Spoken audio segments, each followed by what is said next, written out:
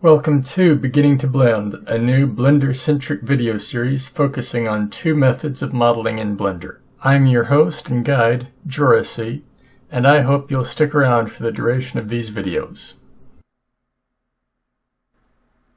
Welcome to the next part in our Beginning to Blend series. Today we're going to be revisiting the bookcase model.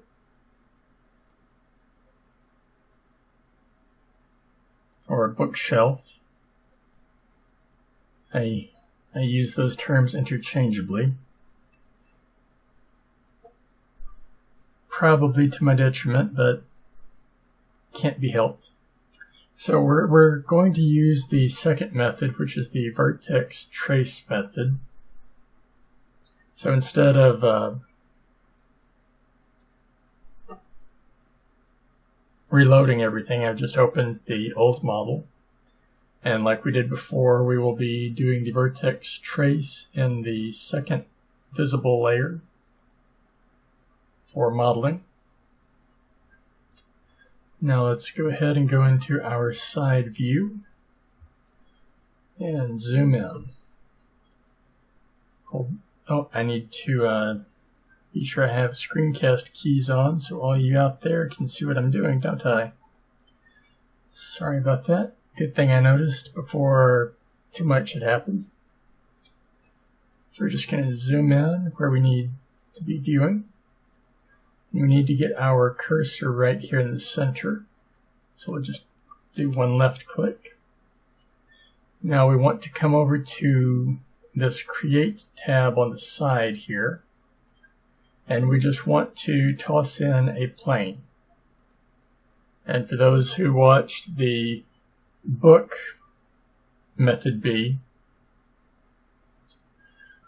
you'll know that I do this just to get an empty model container of sorts. So now that we have our plane, we can hit the Tab button to go into edit mode. Of course, the cursor does need to be in the actual modeling window. So once we have it in the right place, we hit Tab. It switches into edit mode. It says it down here. And we can see we have other options for selecting vertice or vertex, edge, and face. Now that we have our plane in edit mode, we can hit the X key to delete it. And that just leaves us this little orange origin dot. And that's what we want to be working with. So let's go ahead and lay out our vertices like last time.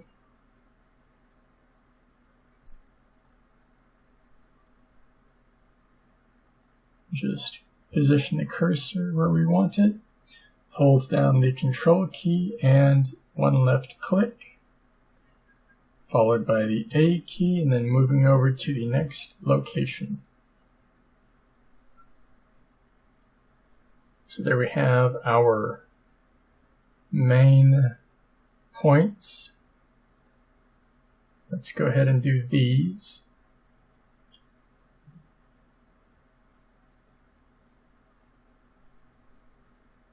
Same method.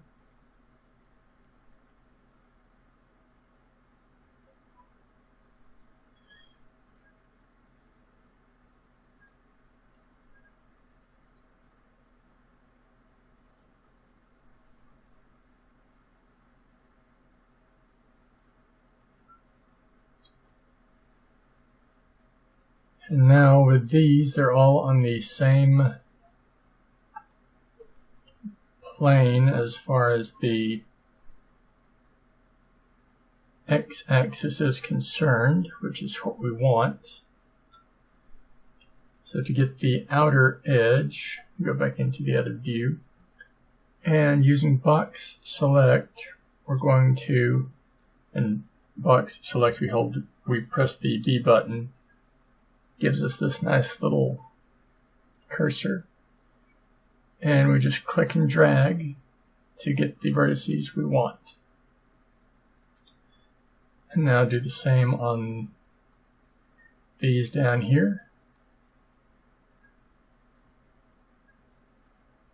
Get the outer ones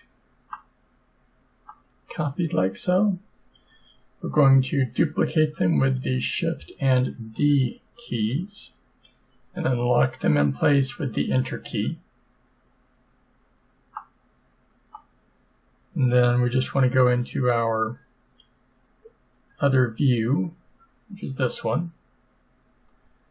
And we're going to slide them out.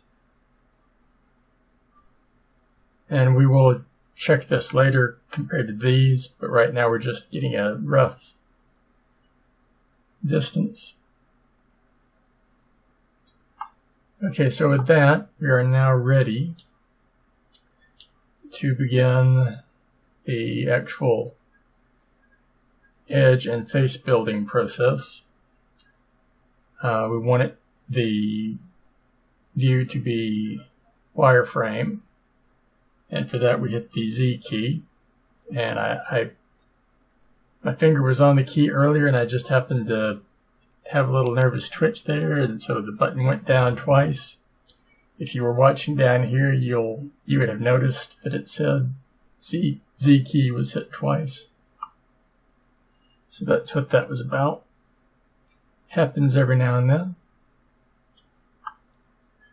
So we're going to work with these on this inner side. And we want to use the other view, so we're going to hit Control 3, and that will switch it from right orthographic to left. Now everything looks off of this, but it's fine. So the first ones we're going to do, oh, and we need to hide the outer ones. These need to be hidden, so we don't make a mistake and have 5 or 6 vertices selected instead of just the few that we actually need. Now we're just going to put our first face in, and from there just keep on going.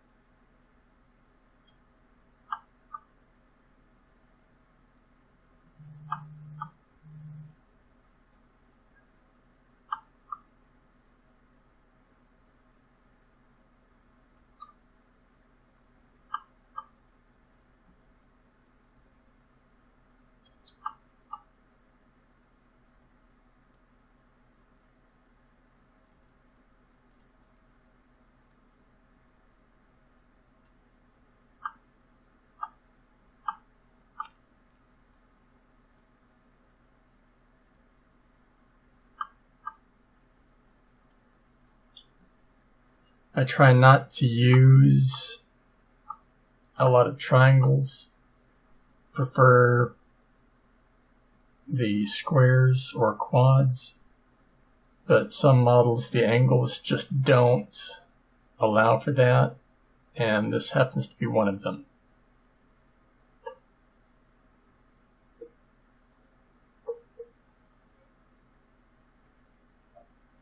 And the process for adding faces, as you saw, and we'll be seeing again here in a moment with this additional bit, is B button, click and drag to select a set of vertices, making sure we have more than 2 vertices total, and then press the F key to put in a face, and the A key to deselect everything. Rinse and repeat.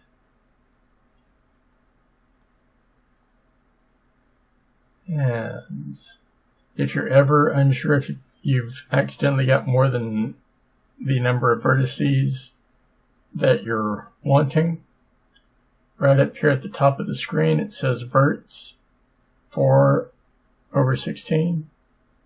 That's telling me I have 4 vertices selected out of 16 total. And edges, we have 2. This one up here and then this one along this side. And then faces, because we don't have one there yet, it's 0/11. Then you've got triangles, and this is showing 13 total triangles, because this face we just put in, that's a square, that'll be broken down into 2 triangles by the renderer. So it's just giving you that information as well, and the amount of memory being used at any given moment by the model. You'll see this number go up a little bit when we put this face down.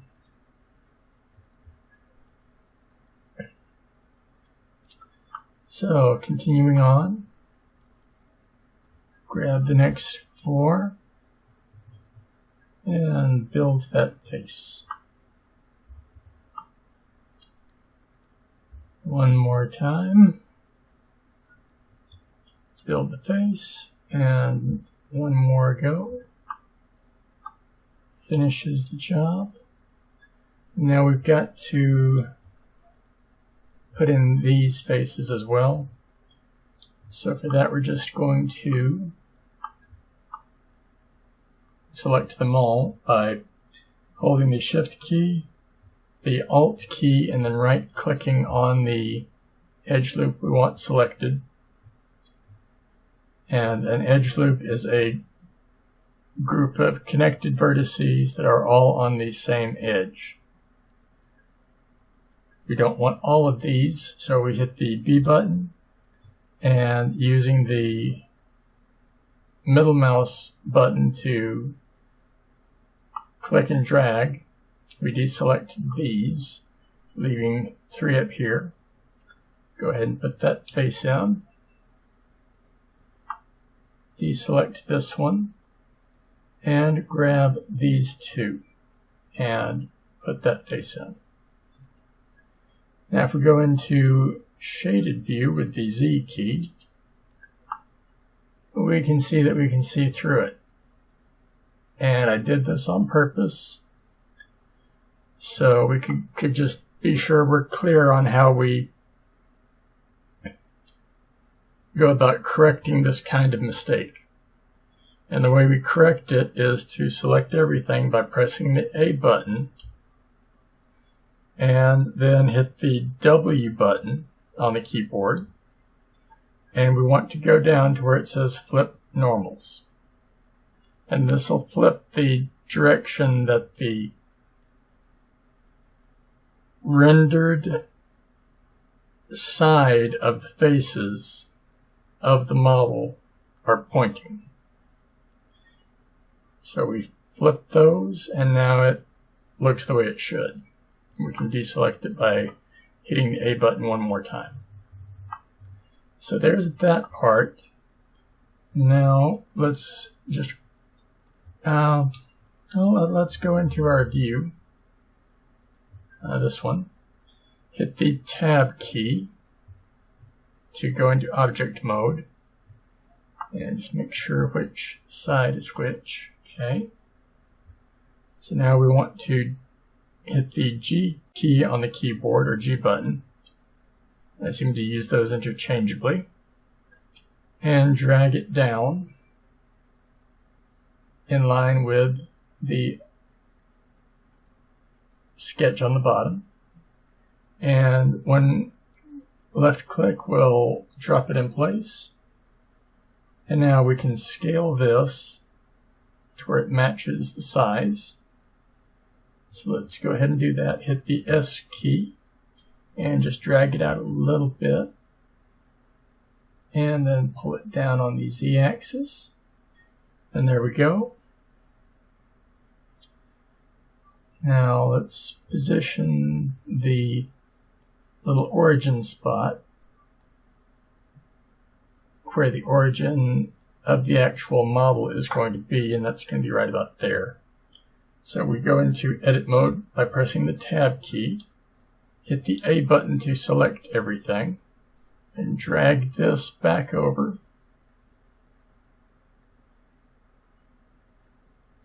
And go into wireframe mode and deselect these on this side.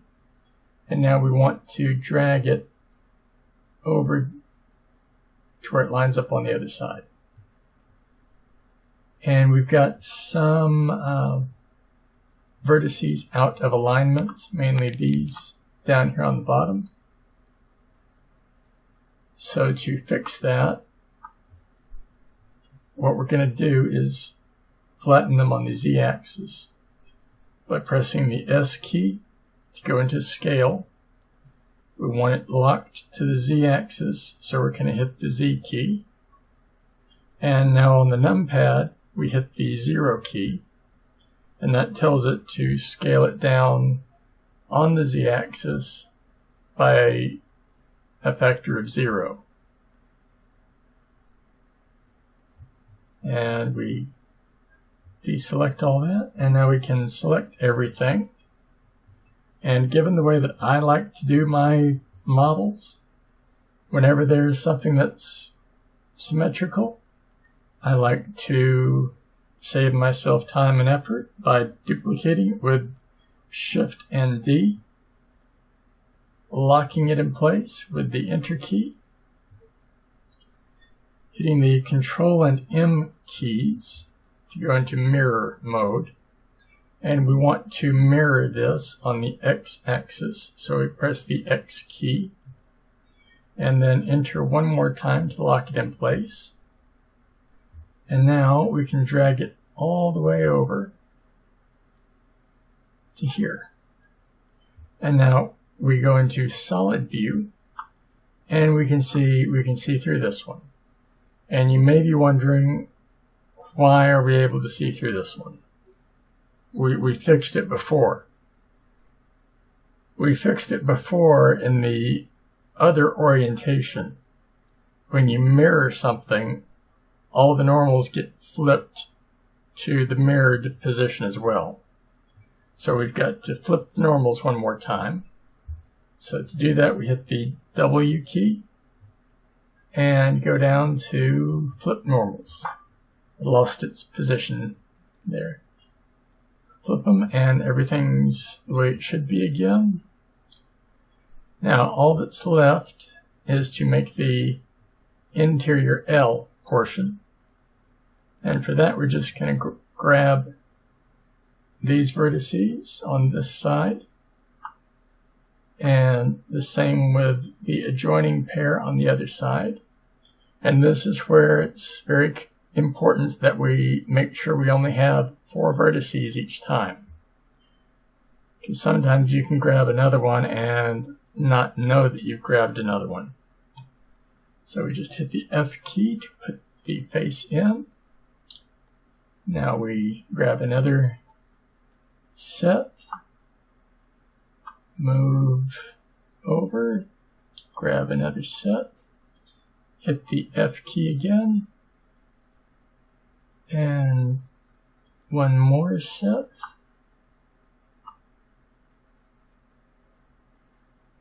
And there's one more face.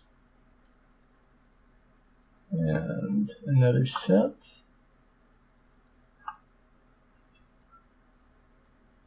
And another face.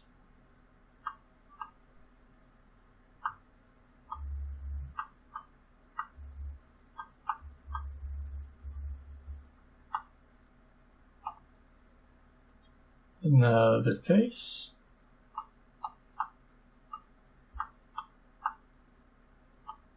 And let's put that last face in. And there we go. And there is the Vertice Trace method for modeling this bookshelf. To bring the other one out, and we can compare them. Let's see about lining them up this way.